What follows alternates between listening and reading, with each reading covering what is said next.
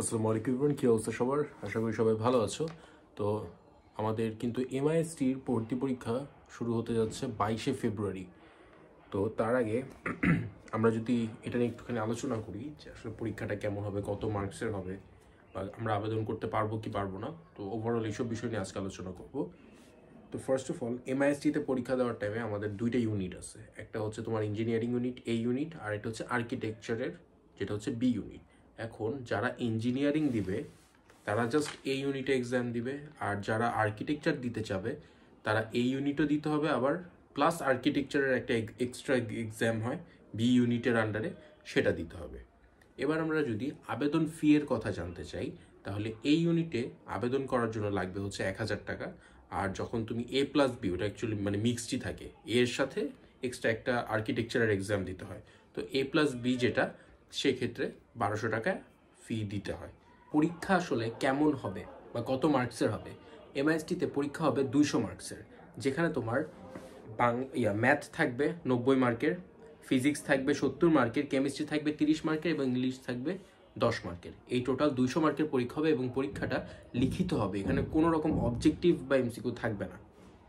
আর হচ্ছে ক্যালকুলেটর তোমরা ইউজ করতে পারবা, এখানে কোনো নেগেটিভ মার্কিং নাই, যেহেতু এমসিকিউ নাই তাই কোনো নেগেটিভ মার্কিংও নাই।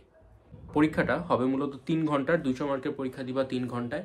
আর তাছাড়া যারা আর্কিটেকচার অর্থাৎ এ প্লাস বিতে পরীক্ষা দিবা, তাদেরকে যে কাজটা করতে হবে, তারা আরও একটা এক্সট্রা এক্সাম দিতে হবে, 2 ঘন্টার আর্কিটেকচারাল এক্সাম, যেখানে সম্ভবত ড্রয়িং রিলেটেড কিছু এক্সাম হবে, মানে ছবি টবি আঁকতে হবে, আর্কিটেকচার যেগুলো থাকে আর কি, ইঞ্জিনিয়ারিং ড্রয়িংস অর সামথিং এইসব, সেটা হবে 2 ঘন্টার পরীক্ষা।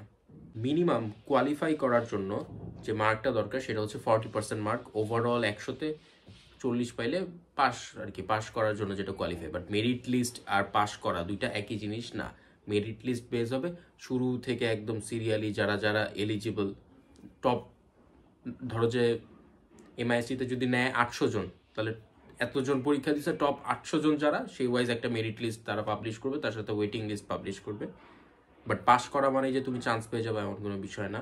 তো অবভিয়াসলি টাফ একটা কম্পিটিশন হবে। আর এমআইএসটি যেহেতু একটা রিনাউন্ড ইনস্টিটিউশন, তো আর ইঞ্জিনিয়ারিং ইনস্টিটিউশন, তো এটা অবভিয়াসলি অনেক টাফ কোশ্চেনও করে, মোটামুটি টাফ কোশ্চেন করে, একটা স্ট্যান্ডার্ড কোশ্চেন থাকে। আর তাছাড়া কম্পিটিশনটাও অনেক বেশি থাকে। তো এক্ষেত্রে তোমাদের প্রস্তুতিটাও খুব ভালো মতো নিতে হবে। মেরিট লিস্টটা আসলে কিভাবে তৈরি করা হবে? তোমরা যে 200 মার্কের পরীক্ষাটা দিবা, এই 200 মার্কের পরীক্ষায় তোমাদের নাম্বারটা নেওয়া হবে 60%। 200 মার্কে তুমি যাই পাবা সেটাকে 60%-এ কনভার্ট করা হবে। এই 60% মার্কস হচ্ছে তোমার ওই 200 রিটেন এক্সাম দিলা সেটার। আর 20% মার্কস হচ্ছে তোমার এইচএসসি পরীক্ষার। এইচএসসিতে যে ফিজিক্স, কেমিস্ট্রি, হায়ার ম্যাথ ছিল, টোটাল 3 দুগুণা 6টা ছিল, 600 মার্কস। এই 600-তে তুমি যত মার্কস পাবা সেখান থেকে 20% কাউন্ট করা হবে। তারপর তোমার এসএসসিতে ম্যাথ, ফিজিক্স, কেমিস্ট্রি, এই তিনটার মধ্যে তুমি যত মার্কস পাবা সেখান থেকে 20% কাউন্ট করা হবে। যেমন ধরো যে তোমার এইচএসসি পরীক্ষায় তুমি যদি 600-তে 550 পাও, 600-তে 550 পাওয়া মানে সেটাকে যদি 20-এ কনভার্ট করা হয়, তাহলে 20-এ 18 দশমিক সামথিং তুমি পাইলা।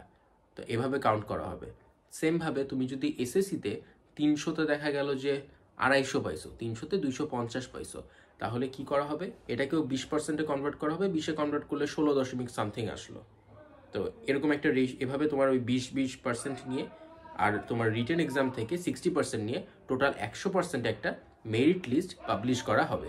তাছাড়া তোমরা যারা সেকেন্ড টাইমার আছো, অর্থাৎ 2023 ব্যাচের যে শিক্ষার্থীরা, তোমরা যখন পরীক্ষা দিবা তোমাদের কিন্তু রিটেন এক্সাম থেকে অলরেডি 5% মার্কস কেটে নেওয়া হবে।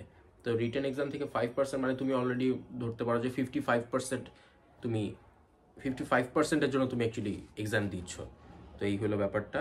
দেন তোমাদের ভর্তির আবেদন কিন্তু শুরু হবে ডিসেম্বরের 30 তারিখ থেকে। ডিসেম্বরের 30 তারিখ থেকে জানুয়ারির 20 তারিখ পর্যন্ত তোমরা আবেদন করতে পারবা। তবে সবচেয়ে বেটার হয় যদি তোমরা এই 30 তারিখে যখন পাবলিশ হবে, আবেদন করার প্রসেসটা শুরু হবে, যত দ্রুত সম্ভব তোমাদের উচিত আবেদন করে ফেলা। আর ফেব্রুয়ারি মাসের 10 তারিখে একটা শর্ট লিস্ট পাবলিশ করা হবে, যে আসলে আবেদন তো করলা ঠিক আছে, বাট তুমি আসলে সব যাচাই বাছাই করার পরে দেখা হবে যে তুমি আসলে পরীক্ষা দেওয়ার জন্য কেপেবল কিনা, এলিজিবল কিনা, যোগ্য কিনা। দেখো রেজাল্ট ওয়াইজ একটা শর্ট লিস্ট পাবলিশ করবে এমআইএসটি, সেটা হচ্ছে 10 ফেব্রুয়ারি। তো 10 ফেব্রুয়ারিতে তুমি জানতে পারবা তুমি পরীক্ষা দিতে পারবা নাকি পারবা না। তো এই গেল শর্ট লিস্টের ব্যাপার। বাস দেন যদি তুমি এলিজিবল হও তুমি 22 তারিখে এক্সাম দিতে পারবা, না হলে এক্সাম দিতে পারবা না। তো দ্যাট ইজ অল। আর কিছু যদি তোমাদের জানার থাকে তোমরা কিন্তু কমেন্ট বক্সে কোশ্চেন করতে পারো, ইনশাল্লাহ আমি চেষ্টা করব যতদূর সম্ভব তথ্য জানানোর। Thank you.